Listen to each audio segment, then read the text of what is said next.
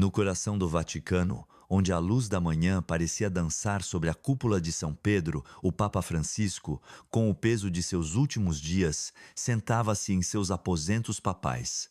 O ar era denso, carregado de um silêncio que parecia mais uma oração do que uma pausa. As rugas profundas em seu rosto contavam histórias de uma vida dedicada à fé, e suas mãos trêmulas seguravam uma caneta tinteiro antiga, presente de um bispo argentino de décadas passadas. A saúde do Santo Padre havia declinado após a Páscoa, e cada respiração era um ato de vontade. Mas seus olhos, ainda brilhantes, carregavam a clareza de quem já enxergava além do véu da mortalidade. Naquela manhã, algo extraordinário aconteceu. Ele olhou para o Padre Pedro, seu secretário pessoal, um sacerdote português de olhar calmo e gestos discretos, e disse com uma voz que mal ultrapassava um sussurro: Pedro, preciso de uma hora. Ninguém deve entrar. Ninguém deve saber. Vou escrever para alguém. É importante. O Padre Pedro, que servira ao Papa por anos, assentiu sem questionar, embora um nó se formasse em seu peito. A fragilidade do pontífice era evidente, e cada dia parecia um milagre que ele ainda estivesse entre os vivos. Fechando a porta com suavidade, deixou Francisco sozinho com seus pensamentos, uma folha de papel artesanal fabricada nos confins da Úmbria e a tinta azul escura que começou a deslizar com uma lentidão solene, como se cada palavra fosse um testamento, uma ponte entre o céu e a terra. O destinatário não era um cardeal, um presidente ou um líder religioso de renome. Era Marcos Evangelista de Moraes, conhecido no mundo inteiro como Cafu, o lendário lateral direito do futebol brasileiro, cujas pernas incansáveis conquistaram campos e corações, mas cujo coração, segundo o Papa, batia pelos mais necessitados. Enquanto o Papa escrevia, a milhares de quilômetros dali, em São Paulo, o sol já aquecia as ruas movimentadas do bairro do Jardim Irene. O Centro Comunitário de Futebol de Cafu, um oásis de esperança para crianças de comunidades carentes, pulsava com vida. O som das bolas chutadas, o riso das crianças e os gritos dos treinadores enchiam o ar. Cafu, agora com 55 anos, mas ainda com o porte de um atleta, caminhava pelo campo de terra batida, corrigindo a postura de um garoto que tentava imitar seus dribles. Ele havia deixado os gramados profissionais há anos, mas nunca abandonou o futebol. O centro, fundado com o dinheiro de seus contratos milionários, era sua forma de retribuir a vida que o tirou da pobreza de Itaquera e o levou a erguer a taça do Mundial com a seleção brasileira. Vestindo uma camiseta cinza simples e um boné do São Paulo FC, ele parecia mais um tio brincalhão do que uma lenda viva. Antes de começar o treino, como fazia todas as manhãs, Cafu se ajoelhou em um canto do campo, fechou os olhos e rezou a oração que sua mãe, Dona Maria, lhe ensinara quando criança. Meu Deus, dai-me força para servir, não apenas para vencer. A rotina era sagrada, um lembrete de suas raízes humildes. No escritório do centro, Clara, sua irmã mais velha, organizava o caos do dia. Clara era o pilar da família Moraes, uma mulher de temperamento forte, mas com um coração que parecia abraçar o mundo.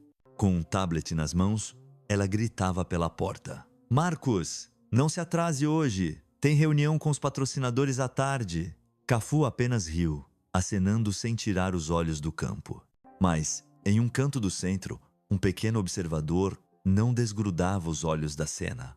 Lucas, um menino de 11 anos, com chuteiras gastas e uma camiseta desbotada do Brasil, assistia a tudo com admiração. Ele vivia em uma favela próxima e sonhava em ser jogador. Mas, mais do que isso, admirava Cafu por sua bondade. No ano anterior, Cafu pagara o tratamento do avô de Lucas. E desde então, o menino seguia como uma sombra, pedindo conselhos ou apenas olhando com olhos cheios de esperança. De repente, um toque suave na porta principal interrompeu o ritmo do centro. Clara, com o senho franzido, foi atender. Diante dela, estava um homem de terno preto impecável, segurando uma maleta de couro e um pequeno distintivo dourado na lapela, gravado com o escudo do Vaticano. Bom dia, disse o homem com uma calma que desarmava. Sou o Padre Pedro, enviado do Vaticano. Trago uma mensagem para Marcos Evangelista de Moraes. Clara o encarou de cima a baixo, desconfiada. Do Vaticano? O que o Vaticano quer com meu irmão? O Padre Pedro sorriu levemente, mas sua expressão era séria. É uma mensagem do Santo Padre. Deve ser entregue em pessoa. As palavras Santo Padre ecoaram como um trovão no centro. Alguns treinadores pararam e murmúrios começaram a se espalhar. Lucas, escondido atrás de uma pilha de cones, arregalou os olhos, sentindo que algo extraordinário estava prestes a acontecer. Cafu, alertado pelo burburinho, tirou o boné e se aproximou, limpando o suor da testa com uma toalha. "O que está acontecendo, Clara?" perguntou, mas ao ver o sacerdote, seu rosto mudou. Havia algo na presença do Padre Pedro que impunha respeito, não por autoridade, mas por uma paz que parecia vir de outro mundo. Marcos Evangelista, sou o Padre Pedro, secretário pessoal do Papa Francisco, disse o sacerdote, estendendo um envelope branco selado com cera vermelha. Sua Santidade me pediu que entregasse isto pessoalmente. Ele escreveu há 3 dias. Antes de... Ele fez uma pausa, como se as palavras lhe dossem. Antes de falecer. O centro ficou em silêncio. Cafu sentiu o chão tremer sob seus pés.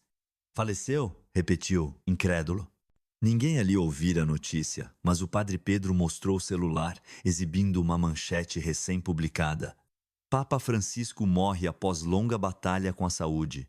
Clara deixou o tablet escorregar das mãos e um suspiro coletivo encheu o ar. Cafu, com o coração disparado, pegou o envelope com mãos trêmulas. O selo do Vaticano, com as chaves de São Pedro, brilhava sob a luz do sol. "Uma carta para mim?" perguntou, buscando nos olhos do sacerdote alguma explicação. O Padre Pedro assentiu. "Leia-a em oração, Marcos. Sua Santidade insistiu que Deus falará com você através destas palavras." Sem dizer mais, o sacerdote deu um passo atrás, inclinou a cabeça e se retirou, deixando um silêncio que pesava mais do que qualquer multidão nos estádios que Cafu conhecera. Clara, recuperando-se do choque, pôs a mão no ombro do irmão.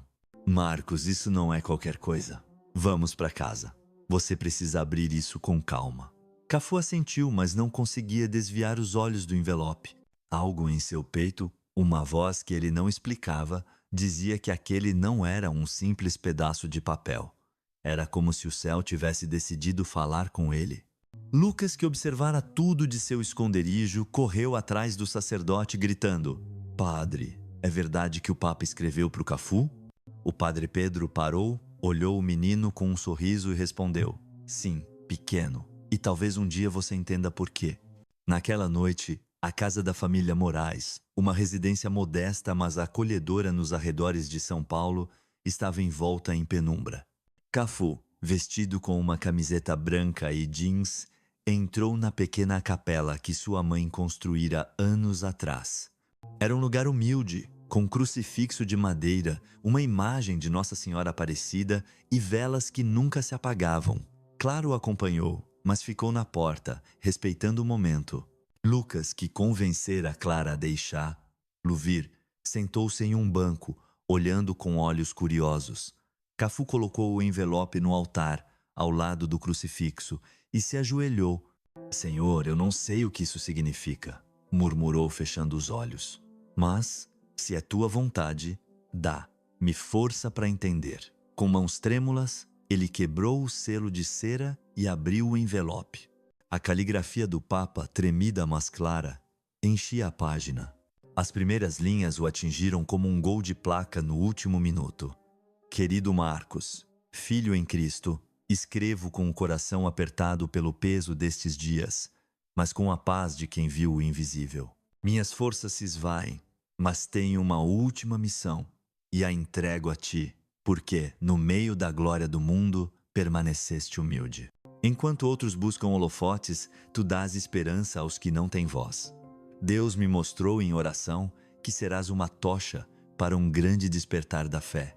Não compreendo tudo, mas prepara-te. Quando ouvires a voz de um coração puro no silêncio, saberás que é a hora.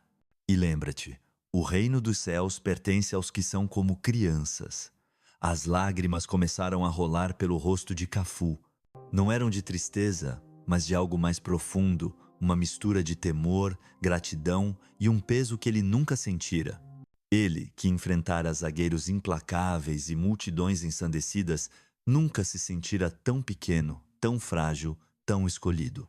Clara, da porta, viu o irmão chorar e sentiu um arrepio.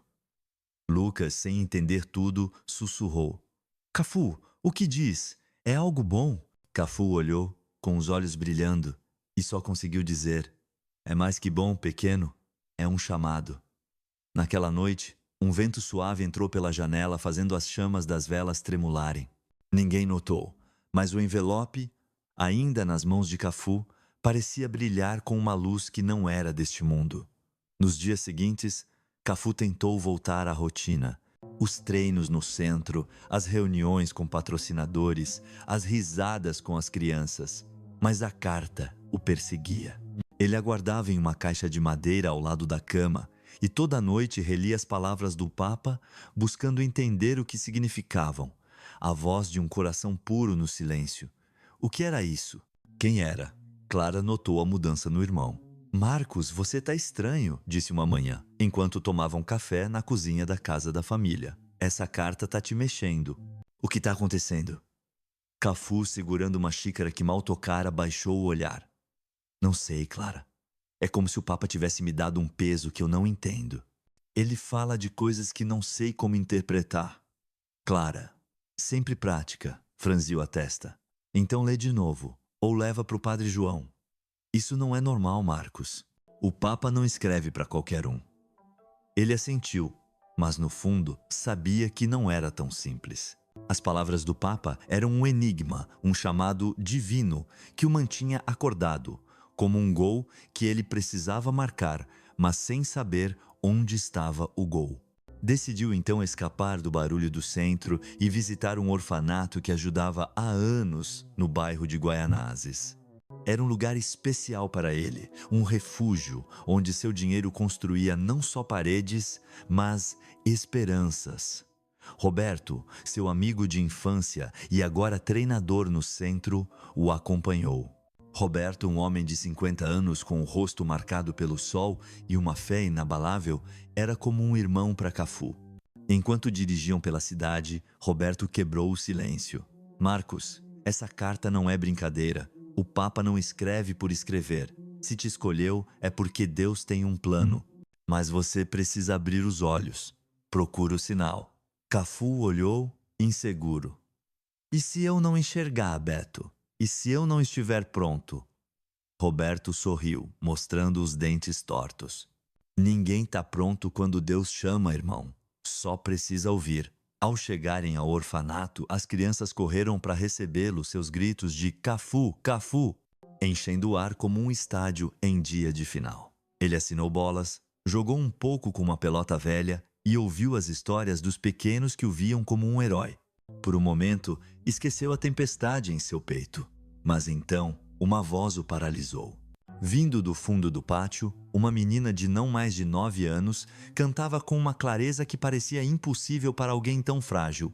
Salve, rainha, mãe de misericórdia. A melodia era doce, pura, como se viesse do céu. Cafu ficou imóvel, como se o mundo tivesse parado. A menina, sentada em um banco sob uma árvore, tinha os cabelos trançados e olhos que brilhavam com uma paz incomum. Roberto, ao seu lado, murmurou: Marcos, você conhece ela? Cafu negou com a cabeça, mas não conseguia desviar o olhar. Ele se aproximou lentamente, como se temesse quebrar o momento. Como você se chama, pequena? Perguntou, agachando-se diante dela. A menina sorriu, mostrando dentes pequenos e alinhados. Meu nome é Ana, e tu é o Cafu, né? Ele assentiu, surpreso. Sim, sou eu. Essa música, onde você aprendeu? Ana inclinou a cabeça, como se ouvisse algo que ninguém mais podia. Um senhor brilhante me disse para cantar para você. Ele disse que você ia entender. Cafu sentiu um arrepio percorrer sua espinha. Um senhor brilhante? Quem era ele? Ana sorriu como se fosse óbvio. Não sei. Ele veio no meu sonho ontem. Era alto, com uma luz que não queimava. Disse que você tem uma carta importante e que minha música ia te ajudar a encontrar o caminho. Roberto, que ouvia tudo, fez o sinal da cruz. Nossa Senhora Marcos. Isso é o que o Papa disse. A voz de um coração puro. É ela. Cafu não respondeu. Sua mente era um turbilhão. As palavras do Papa ecoavam. Quando ouvires a voz de um coração puro no silêncio, saberás que é a hora. Mas que hora? O que ele deveria fazer? Antes que pudesse perguntar mais, Ana pegou sua mão com uma força surpreendente para uma criança tão delicada. Não tenha medo, Cafu. O senhor brilhante disse que você é forte, mas não só no futebol. Ele disse que você vai levar a luz para muita gente. As palavras da menina o acertaram como um chute certeiro no peito. Não eram palavras de uma criança de 9 anos. Eram algo mais, algo que vinha de um lugar que Cafu não compreendia. Naquela noite, de volta à casa da família, Cafu não conseguia tirar Ana da cabeça. Clara, que insistira em ir ao orfanato, estava igualmente abalada. Marcos, essa menina não é normal. Como ela sabia da carta? Só a gente sabe. E aquele padre do Vaticano. Cafu, sentado na sala com a caixa de madeira nas mãos, suspirou. Não sei, Clara. Mas sinto que isso é só o começo. Ele decidiu abrir a carta novamente, buscando alguma pista que tivesse escapado. Sob a luz fraca de um abajur, desdobrou a folha com cuidado. Mas desta vez, algo caiu no chão. Uma segunda folha amarelada e dobrada que ele não notara antes. Com mãos trêmulas, ele a pegou e abriu. A caligrafia era diferente, mais firme, mais antiga. No final, uma assinatura que fez seu coração parar. João Paulo II. A nota dizia: quando o pastor de Roma fechar os olhos, o mundo verá trevas por 3 dias, mas os humildes acenderão a tocha. Não temas, pois a fé move montanhas, mas só a obediência abre os céus. Bem-aventurados os puros de coração, pois eles verão a Deus. Mateus 5, 8. Cafu sentiu o ar ficar pesado. Como era possível? Uma carta dentro de outra escrita por um santo? Clara, que lia por cima de seu ombro, levou as mãos à boca. Marcos, isso é loucura. O que isso significa? O que o Papa quer que você faça? Ele não respondeu. Fechou os olhos e rezou. Algo que não fazia com tanta intensidade desde criança. Senhor, eu não entendo, mas se isso vem de ti, me dá um sinal. Me diz o que fazer. No dia seguinte, Cafu tomou uma decisão. Com a ajuda do Padre João, o sacerdote que o batizara e o conhecia desde pequeno, organizou uma vigília no centro comunitário. Ele não sabia por quê, mas sentia que precisava reunir as pessoas, compartilhar a presença de Ana, ouvir sua voz. O Padre João, um homem simples com uma barba rala e um sorriso que aquecia o coração, apoiou sem hesitar. Marcos, quando Deus fala, nem sempre explica. Só pede que confie. Vamos fazer essa vigília. Talvez aí você encontre respostas. A notícia da vigília se espalhou rápido. Lucas correu pelo bairro, contando a todos que Cafu recebera uma carta do Papa e que algo grande ia acontecer. À noite, o pátio do centro estava lotado. Mais de 200 pessoas, vizinhos, famílias pobres, curiosos, se reuniram sob um céu estrelado. Cafu, de camiseta branca e jeans, estava nervoso. Ele não era pregador, não era padre. Era um jogador de futebol. Mas, quando viu Ana, sentada em uma cadeira simples com um sorriso radiante, sentiu uma paz inexplicável. O Padre João abriu a vigília com uma oração. Senhor, tu falas pelos pequenos, pelos humildes. Abre nossos corações para ouvir. Então, convidou Ana para cantar. A menina, com os olhos fechados, começou. Salve, Rainha, Mãe de Misericórdia. Sua voz era como um rio, clara, pura. atravessando o silêncio da noite. Os presentes, muitos com lágrimas nos olhos, ficaram imóveis. Alguns se ajoelharam, outros se deram as mãos. Cafu, de pé ao lado do padre João, sentiu algo se mover dentro de si, como se a canção de Ana estivesse despertando uma parte de sua alma que dormia. Mas então o impossível aconteceu. As luzes do pátio, conectadas a um gerador velho, começaram a piscar, primeiro lentamente, depois com um ritmo frenético, como se respondessem à voz da menina. O gerador, segundo os responsáveis, estava desligado há horas. Um murmúrio de espanto percorreu a multidão. Roberto, com os olhos cheios de lágrimas, apertou o braço de Cafu. Isso é, Marcos. Isso é a hora que o Papa falou. Clara, que gravava tudo com o celular, deixou o aparelho cair, incapaz de conter a emoção. Lucas, na primeira fila, gritou: "É um milagre, Cafu! É um milagre!"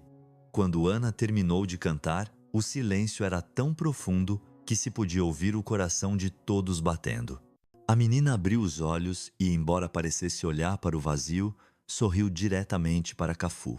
"O senhor brilhante está feliz. Ele disse que você começou." Cafu, com a garganta apertada, se aproximou e a abraçou. "Obrigado, Ana. Obrigado por cantar." Naquela noite, de volta a casa, Cafu não conseguia dormir. A vigília fora mais que uma reunião, fora um despertar. As luzes, a voz de Ana, a carta, a nota de João Paulo II, tudo apontava para algo maior, algo que o assustava e o atraía ao mesmo tempo. Clara, sentada na sala com ele, quebrou o silêncio. "Marcos, eu não sei o que está acontecendo, mas isso é maior que você, que a gente. O que você vai fazer?" Cafu olhou para a caixa de madeira onde guardava a carta. "Não sei, Clara, mas não posso fingir que nada aconteceu. Isso muda tudo." Naquele momento, o celular de Clara vibrou. Era uma mensagem de um jornalista local, perguntando se era verdade que Cafu recebera uma carta do Papa. A notícia começava a vazar, e logo o mundo inteiro ia querer saber o que dizia aquele envelope branco. Mas Cafu não pensava na fama, nos holofotes.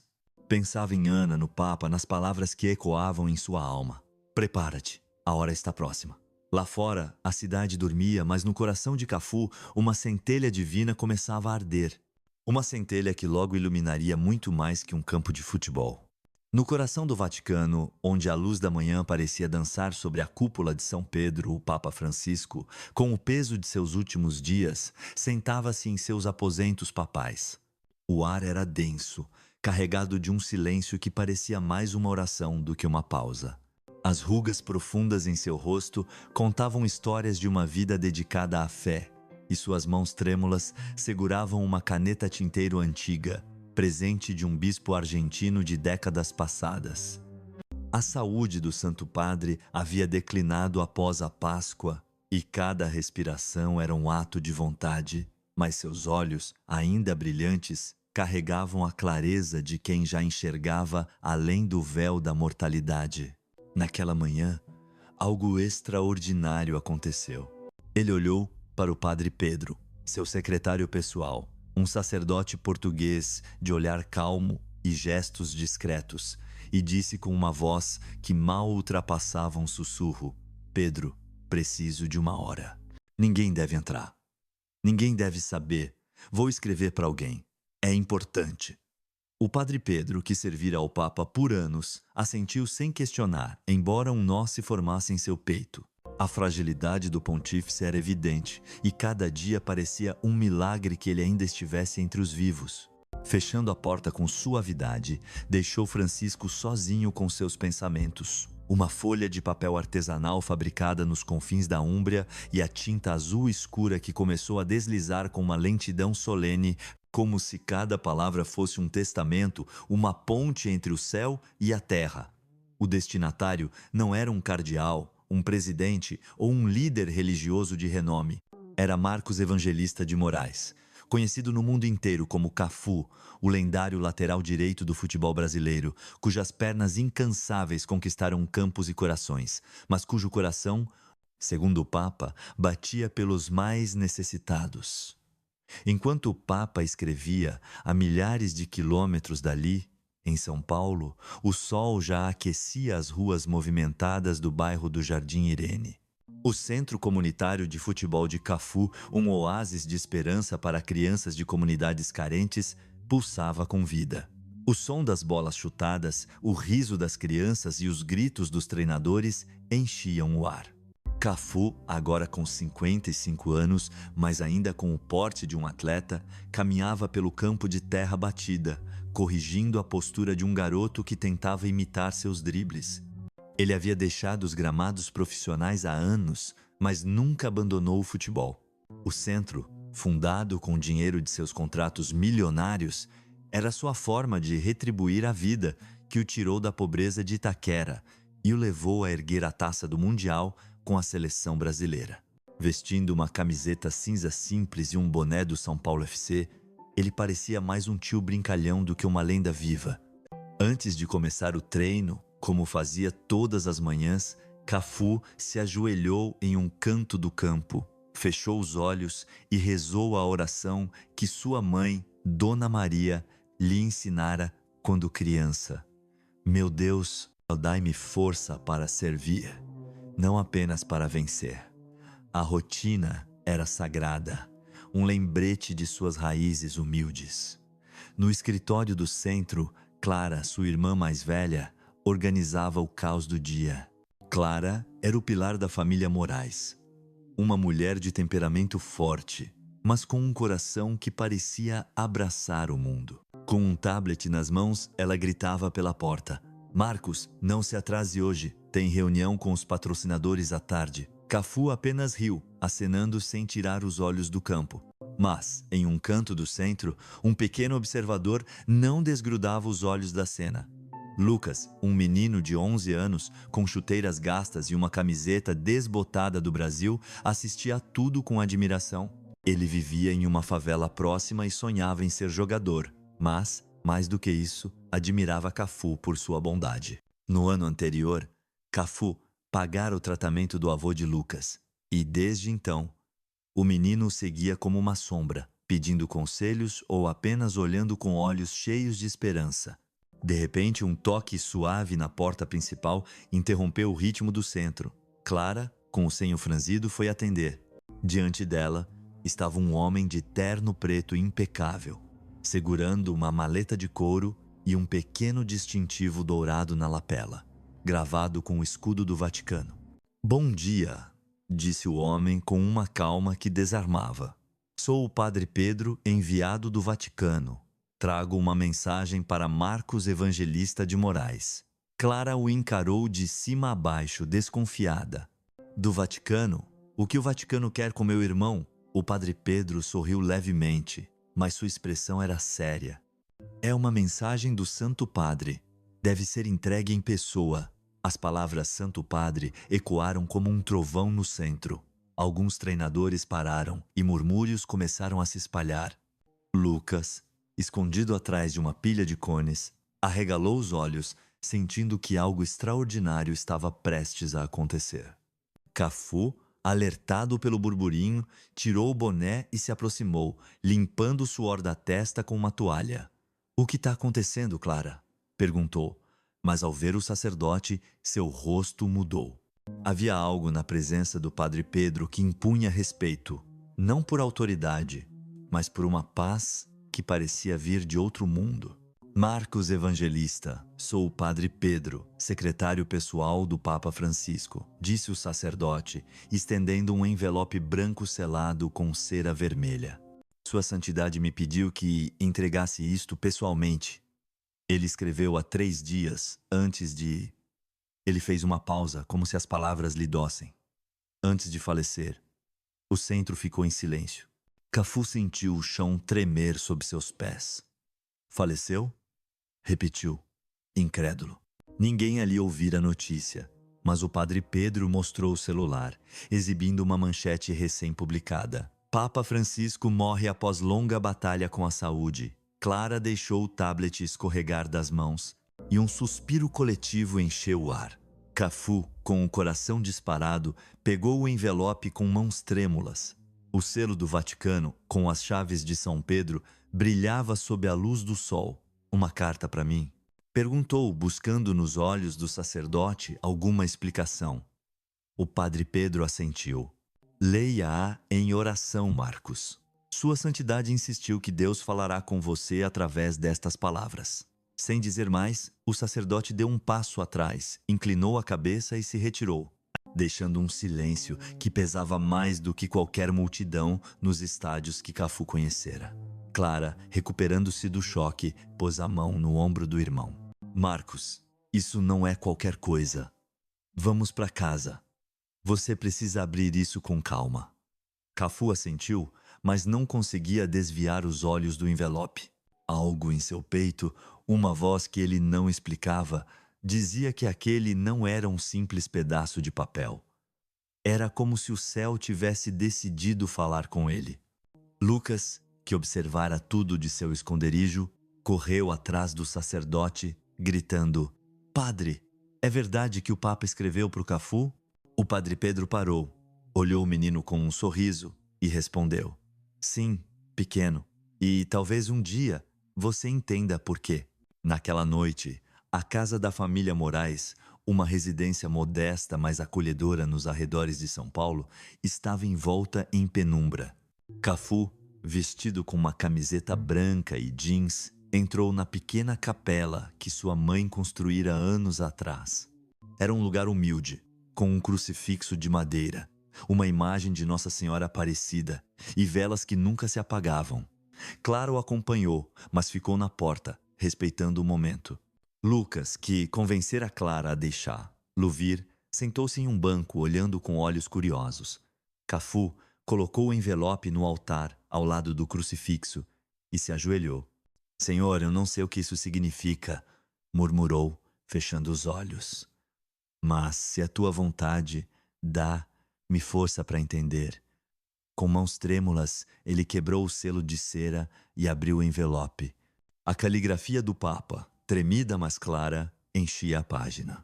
As primeiras linhas o atingiram como um gol de placa no último minuto. Querido Marcos, filho em Cristo, escrevo com o coração apertado pelo peso destes dias, mas com a paz de quem viu o invisível. Minhas forças se esvaem, mas tenho uma última missão, e a entrego a ti, porque no meio da glória do mundo permaneceste humilde. Enquanto outros buscam holofotes, tu dás esperança aos que não têm voz. Deus me mostrou em oração que serás uma tocha para um grande despertar da fé. Não compreendo tudo, mas prepara-te. Quando ouvires a voz de um coração puro no silêncio, saberás que é a hora. E lembra-te, o reino dos céus pertence aos que são como crianças. As lágrimas começaram a rolar pelo rosto de Cafu. Não eram de tristeza, mas de algo mais profundo, uma mistura de temor, gratidão e um peso que ele nunca sentira. Ele, que enfrentara zagueiros implacáveis e multidões ensandecidas, nunca se sentira tão pequeno, tão frágil, tão escolhido. Clara da porta viu o irmão chorar e sentiu um arrepio. Lucas, sem entender tudo, sussurrou: Cafu, o que diz? É algo bom? Cafu olhou com os olhos brilhando e só conseguiu dizer: é mais que bom, pequeno, é um chamado. Naquela noite, um vento suave entrou pela janela, fazendo as chamas das velas tremularem. Ninguém notou, mas o envelope, ainda nas mãos de Cafu, parecia brilhar com uma luz que não era deste mundo. Nos dias seguintes, Cafu tentou voltar à rotina. Os treinos no centro, as reuniões com patrocinadores, as risadas com as crianças. Mas a carta o perseguia.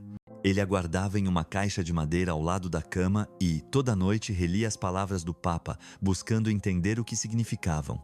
A voz de um coração puro no silêncio. O que era isso? Quem era? Clara notou a mudança no irmão. Marcos, você tá estranho, disse uma manhã, enquanto tomava um café na cozinha da casa da família. Essa carta tá te mexendo. O que tá acontecendo? Cafu, segurando uma xícara que mal tocara, baixou o olhar. Não sei, Clara. É como se o Papa tivesse me dado um peso que eu não entendo. Ele fala de coisas que não sei como interpretar.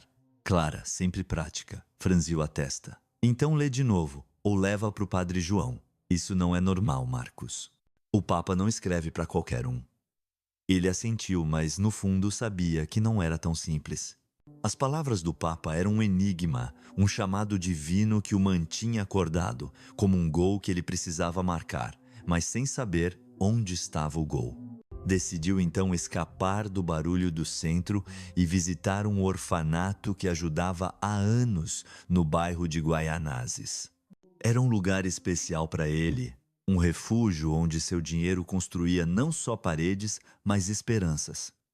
Roberto, seu amigo de infância e agora treinador no centro, o acompanhou. Roberto, um homem de 50 anos com o rosto marcado pelo sol e uma fé inabalável, era como um irmão para Cafu. Enquanto dirigiam pela cidade, Roberto quebrou o silêncio. Marcos, essa carta não é brincadeira. O Papa não escreve por escrever. Se te escolheu, é porque Deus tem um plano. Mas você precisa abrir os olhos. Procura o sinal. Cafu olhou, inseguro. E se eu não enxergar, Beto? E se eu não estiver pronto? Roberto sorriu, mostrando os dentes tortos. Ninguém está pronto quando Deus chama, irmão. Só precisa ouvir. Ao chegarem ao orfanato, as crianças correram para recebê-lo, seus gritos de Cafu, Cafu, enchendo o ar como um estádio em dia de final. Ele assinou bolas, jogou um pouco com uma pelota velha e ouviu as histórias dos pequenos que o viam como um herói. Por um momento, esqueceu a tempestade em seu peito. Mas então, uma voz o paralisou. Vindo do fundo do pátio, uma menina de não mais de 9 anos cantava com uma clareza que parecia impossível para alguém tão frágil. Salve, rainha, mãe de misericórdia! A melodia era doce, pura, como se viesse do céu. Cafu ficou imóvel, como se o mundo tivesse parado.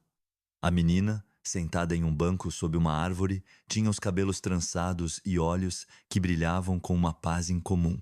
Roberto, ao seu lado, murmurou: Marcos, você conhece ela? Cafu negou com a cabeça, mas não conseguia desviar o olhar. Ele se aproximou lentamente, como se temesse quebrar o momento. Como você se chama, pequena? Perguntou, agachando-se diante dela. A menina sorriu, mostrando dentes pequenos e alinhados. Meu nome é Ana, e tu é o Cafu, né? Ele assentiu, surpreso. Sim, sou eu. Essa música, onde você aprendeu? Ana inclinou a cabeça, como se ouvisse algo que ninguém mais podia. Um senhor brilhante me disse para cantar para você. Ele disse que você ia entender. Cafu sentiu um arrepio percorrer sua espinha. Um senhor brilhante? Quem era ele? Ana sorriu como se fosse óbvio. Não sei. Ele veio no meu sonho ontem. Era alto, com uma luz que não queimava. Disse que você tem uma carta importante e que minha música ia te ajudar a encontrar o caminho. Roberto, que ouvia tudo, fez o sinal da cruz. Nossa Senhora, Marcos, isso é o que o Papa disse. A voz de um coração puro é ela. Cafu não respondeu. Sua mente era um turbilhão. As palavras do Papa ecoavam. Quando ouvires a voz de um coração puro no silêncio, saberás que é a hora. Mas que hora? O que ele deveria fazer? Antes que pudesse perguntar mais, Ana pegou sua mão com uma força surpreendente para uma criança tão delicada. Não tenha medo, Cafu. O senhor brilhante disse que você é forte, mas não só no futebol. Ele disse que você vai levar a luz para muita gente.